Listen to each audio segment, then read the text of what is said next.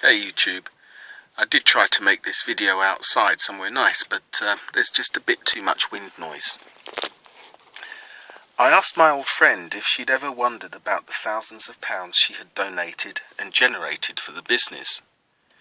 She said she had not, and anyway, Jehovah's Witnesses are a charity. She said she did not want to know about the money, and trusted that it was being correctly used to bring relief to troubled Jehovah's Witnesses overseas and to build kingdom halls. I told her that financial murkiness is another indicator of a high control group. Then I asked if she'd been to a kingdom hall build. She said she had. I asked her what she had provided. She told me. I then asked her what her friends had provided for the build.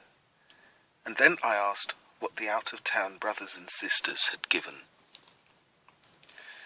The way she looked at me, it was clear that she realised I had a point. So what does Bethel do, she eventually asked. They provide a loan for land and sundries at interest to be repaid by the congregation within an agreed period of time. She mentioned the overseas relief work. I told her the above principle applied. She countered with the cost of printing magazines. I told her that printing was achieved with unpaid labour, huge economies of scale, tax-exempt status, with the cost of distribution being borne by elders and ministerial servants. So it is likely that in rough terms, the cost of each individual magazine is likely to be less than a penny, or certainly in that ballpark. I told her that the cult usually takes $1 billion each year from its members, and that no one knew where it went, since the organisation certainly doesn't spend that kind of money in the course of their activities. My guess being their secret shareholders are living large and worldly somewhere exclusive.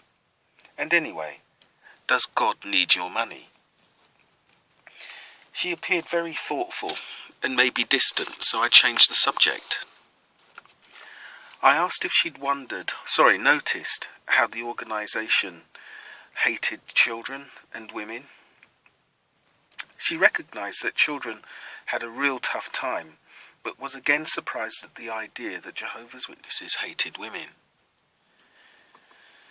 I said I didn't need to remind her of her status inside the Kingdom Hall, and she said she accepted her status because of what Eve did.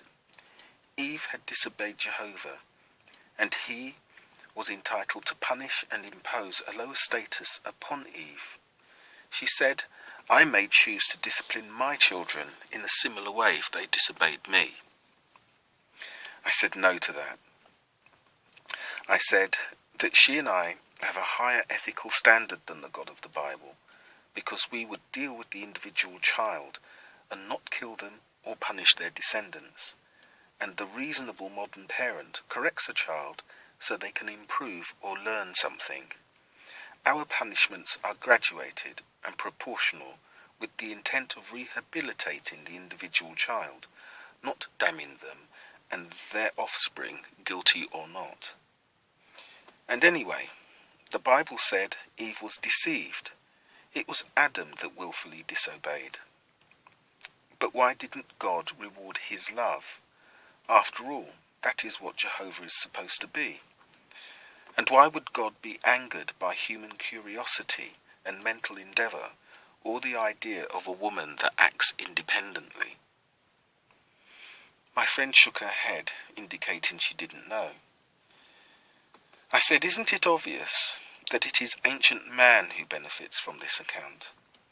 Men have always been afraid of women. She was surprised by that.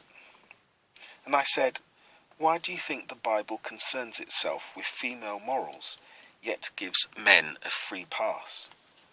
Remember one of Jehovah's favourites, I couldn't remember his name, was organising a posse to murder a pregnant prostitute until she proved to him that she was his daughter-in-law, and that the unborn baby she was carrying was his.